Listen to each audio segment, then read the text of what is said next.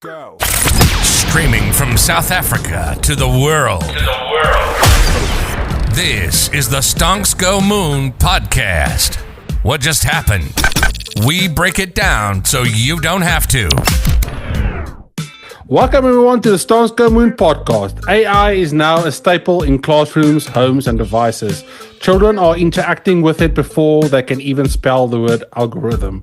But is this technological integration enhancing their intellect or hindering it? Are we nurturing a generation that relies on autocomplete for thought?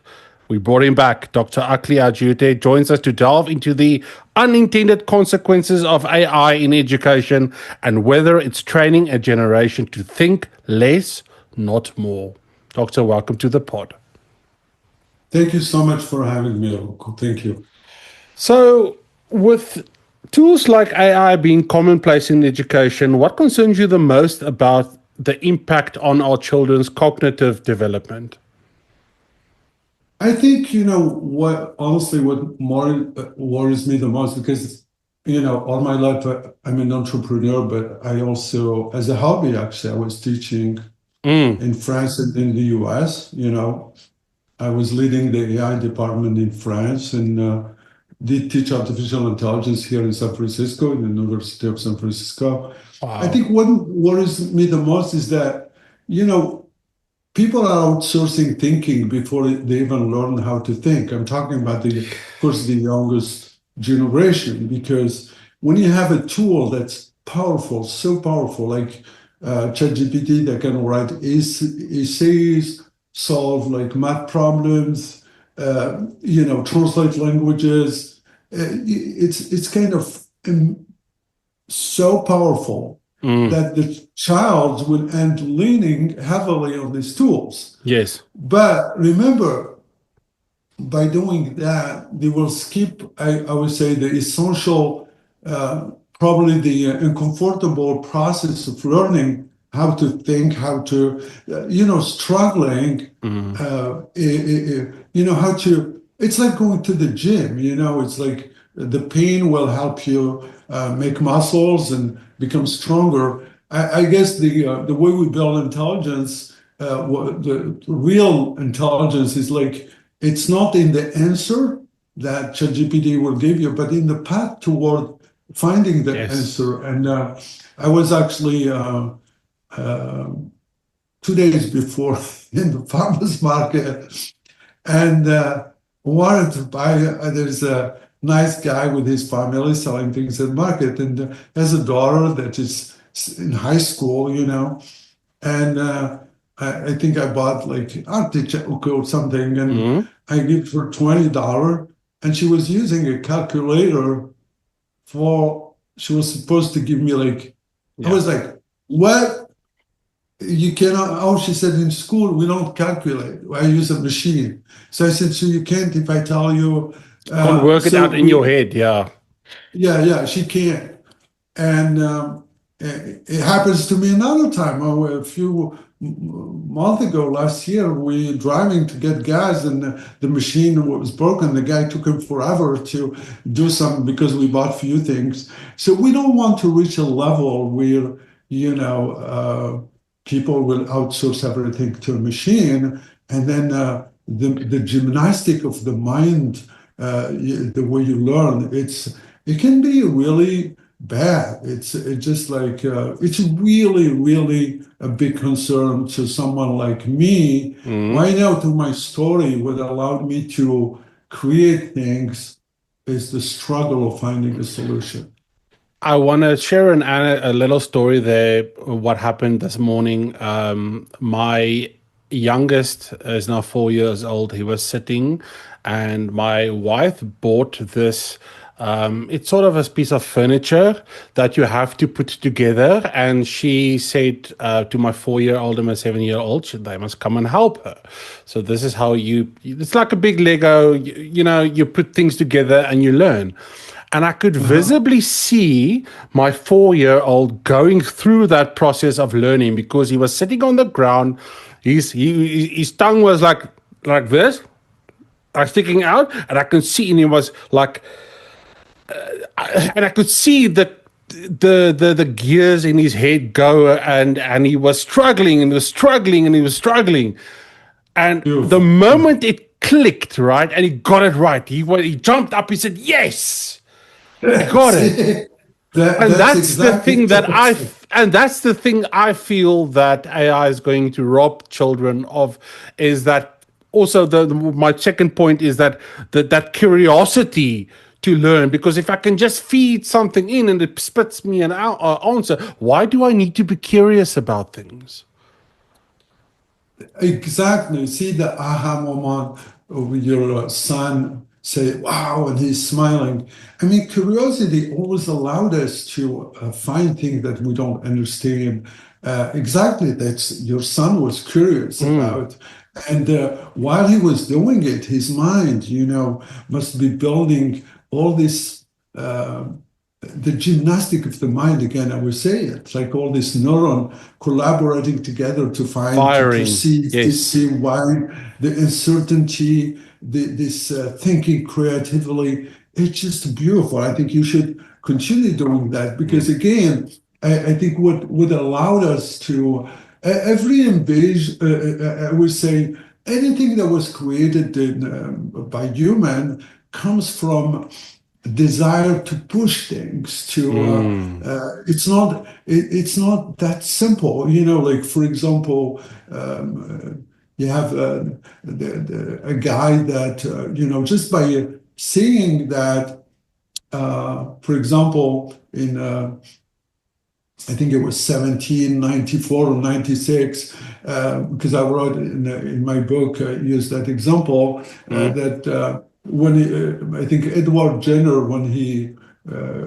saw that people that worked with the cow, even if they contracted the cowpox, they had a less severe disease versus the other people that were killing people. And guess what? He created the first vaccine. yes. It's the if you look to the penicillin, I talked about it in my book too, about like the bacterial culture plate and this curiosity. It's just like every single thing that we created Mm, in come from what your son was doing. Like I have a problem trying to solve it, and then sometimes intuitions, because Edward Jenner were working on it. The same thing for Fleming. So they were working on things, and through the struggle, through the curiosity, through the analogy, through the characteristic of human mind, they were able to build something. So if we move to a machine, every time we have a question, ask the yeah. machine, are you going to invent anything? Wow. That's actually a very scary thought, and brings me to my next point, is this increasing dependence on, don't want to say just GPT, but any AI large language models. Do you think the reliance is going to alter their decision making processes, or like weakening their intuitive problem solving skills? See, I will tell you we talked about. I think the concern is like the example I took with this young person in the farmers market that Yeah. she did not trust herself to be able to solve simple problem. It's not like give you $20. Come on, you are Okay. maybe she was 15 or 16 at their age. When I was little, in the back of the book that we used to write, there was all this to learn two multiplied by three, multiplied by this, etc. So we learned math Yes. like natural. So I Yes. think that your Tables. question is really important because the problem will arise when people no longer trust their own ability to think. I repeat, when people no longer trust, they don't trust their ability to think. So they will be like, it's terrible for a girl like this to, or that she couldn't even, in her mind, she did not have the capacity to calculate how much she need to give me back. So I think that's the concern I have because outside the intuition is just because without believing yourself, without trusting yourself, we are not going to do anything. People will not be able to create anything. So I think in the the fact that AI now, by eroding the habit of like reflection, self-assessment, and the confidence in oneself to be able to think independently, is actually the most difficult problem. I saw it with my eyes Sunday in the farmers market. Mm, She was terrified by the idea that, I mean, she was not terrified, but she said, I yes. can do it. Yeah. She asked her dad, Terrified. can I get the machine? Yeah, so I think that's the concern, because we don't want a generation where people actually will not think they can do something, so they have to rely on ChatGPT for any.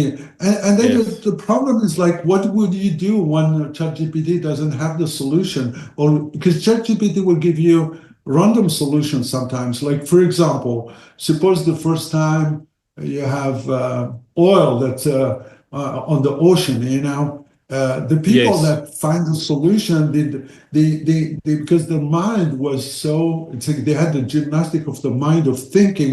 They were Mm, able to find the solution before even they find the best solution, but they believed in themselves, in the capacity to protect the ocean, the inhabit the fish, the birds, this and that, whatever they did to find a solution. We don't want to enter a zombie world where yes. everyone thinks the same, and every time they need to solve a problem, they have to open ChatGPT. So what you're referring to there is that growing belief and concern that AI is flattening creativity, that basically all the output is homogenized, everything looks the same, everything sounds the same. So what happens then when we stop innovating? What happens theoretically if innovation stops?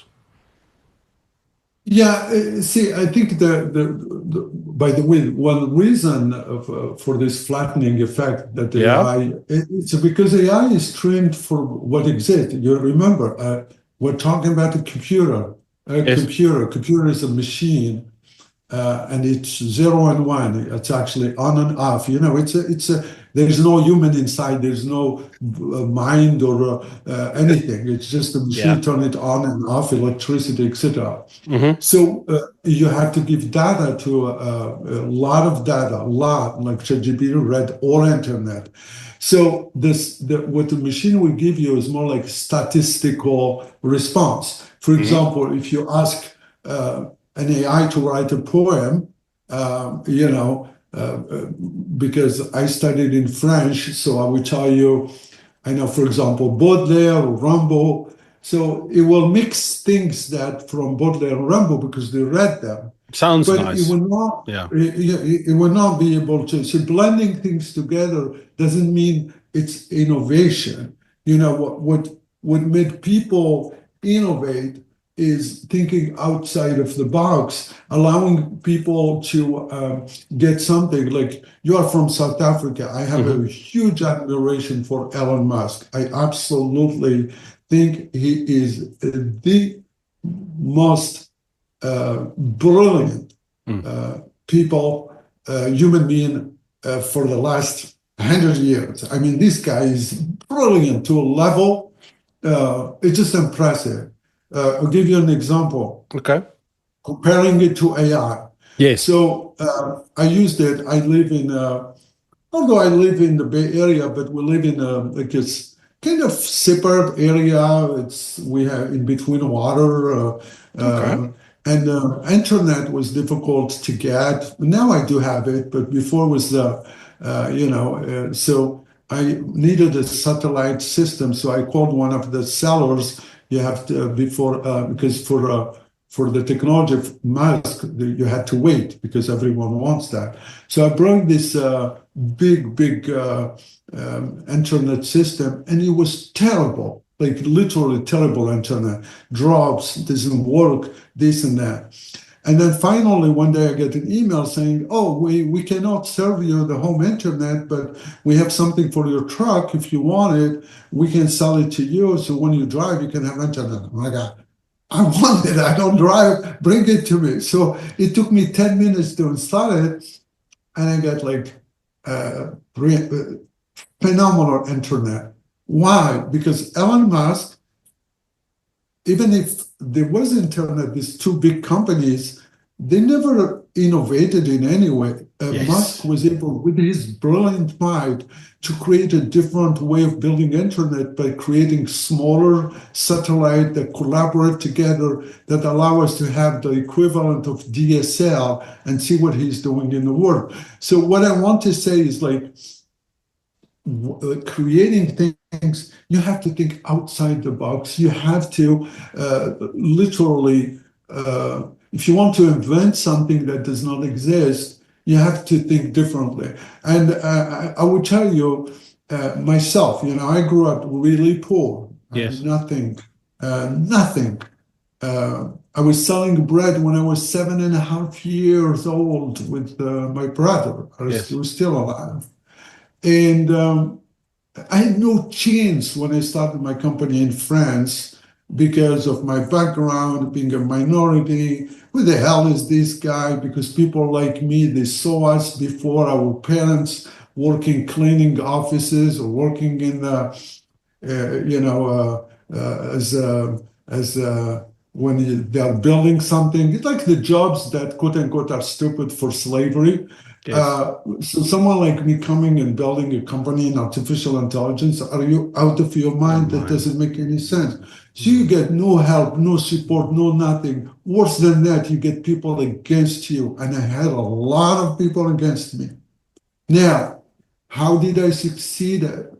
Because I was able to think about a product that did not exist. Exist. If what I was selling existed, no one will buy it from me. When I moved to the United States, the same thing, new country.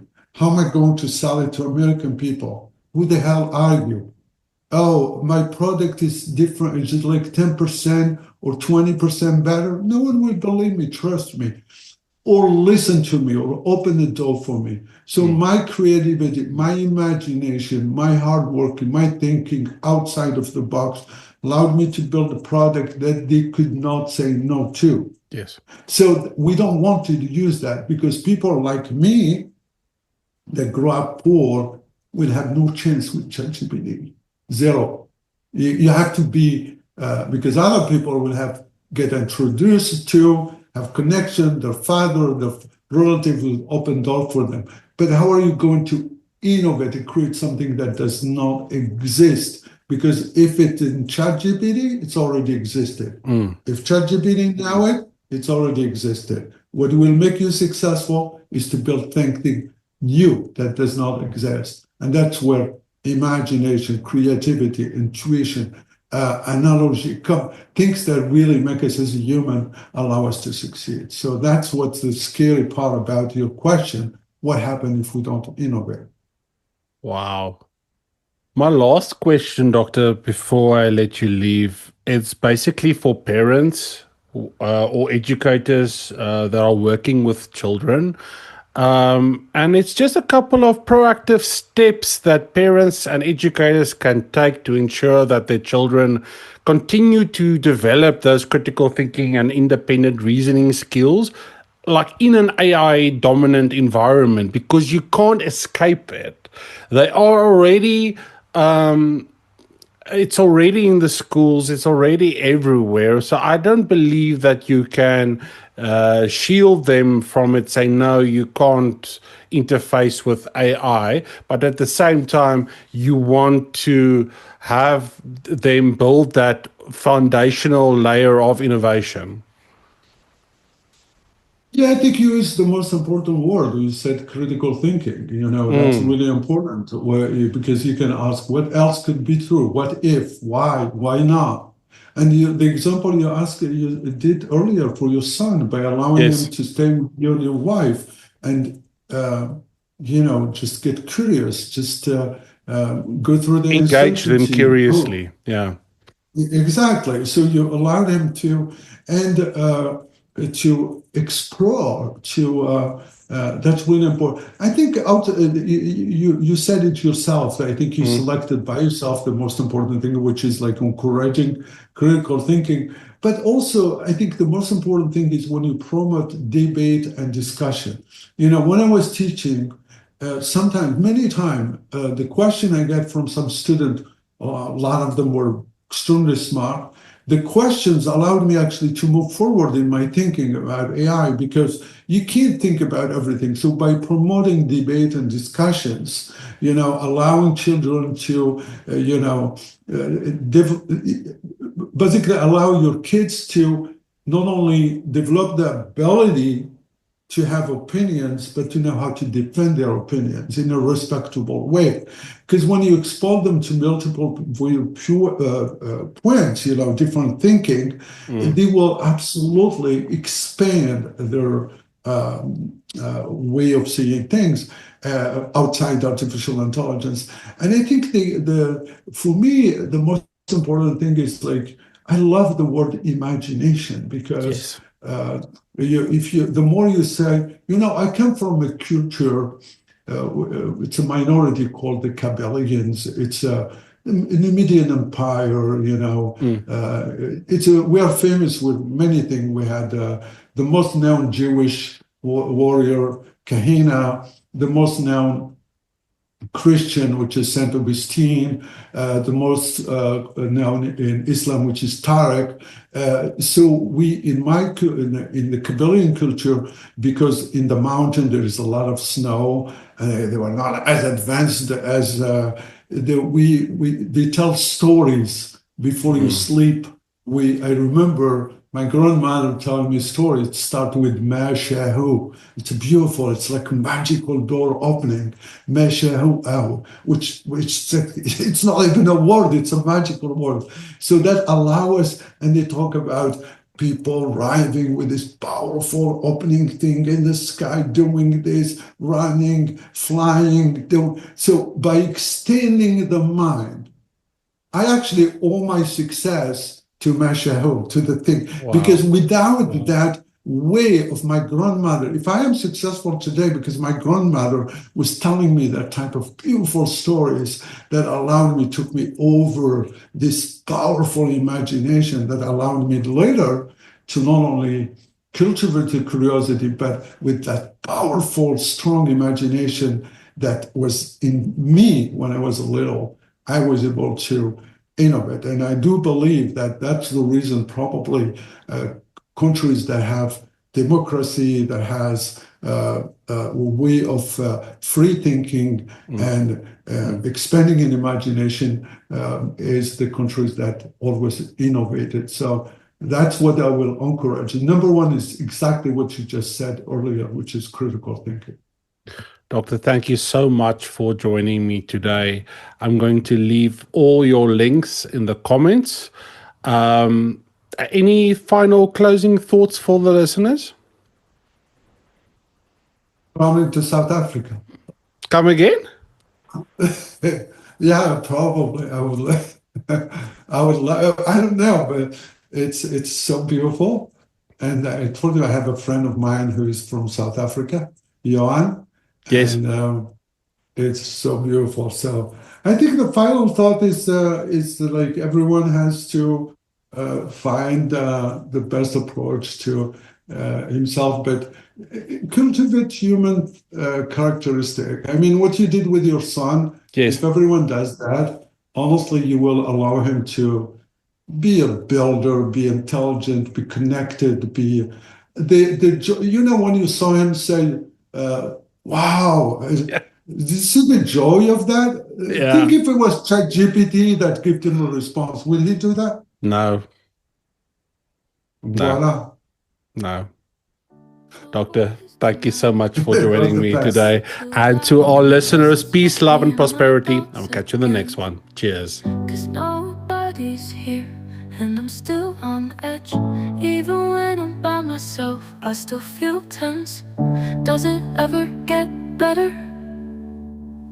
This shit's been going on forever, but I don't wanna medicate.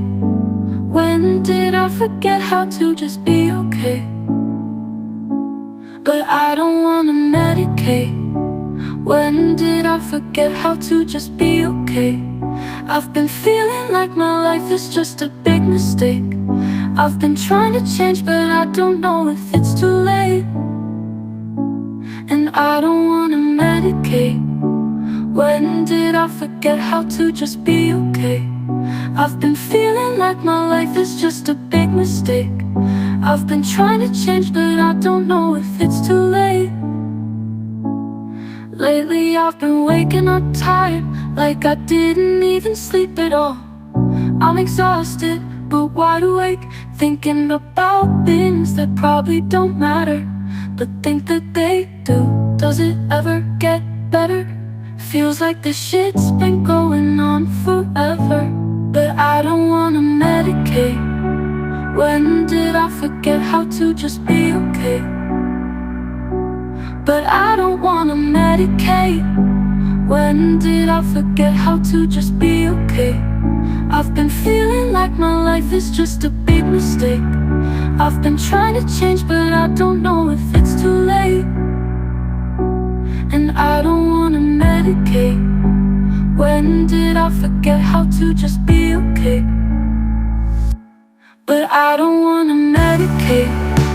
When did I forget how to just be okay? But I don't wanna medicate. When did I forget how to just be okay? I've been feeling like my life is just a big mistake. I've been trying to change, but I don't know if it's too late. And I don't wanna medicate. When did I forget how to just be okay? I've thought about taking something for it, but I don't wanna feel like a different person. Plus addiction runs in the family, so can I just get through this on my own? 'Cause I don't wanna medicate. When did I forget how to just be okay? I've been feeling like my life is just a big mistake. I've been trying to change, but I don't know if it's too late. And I don't wanna medicate. When did I forget how to just be okay? But I don't wanna medicate. When did I forget how to just be okay? I've been feeling like my life is just a big mistake.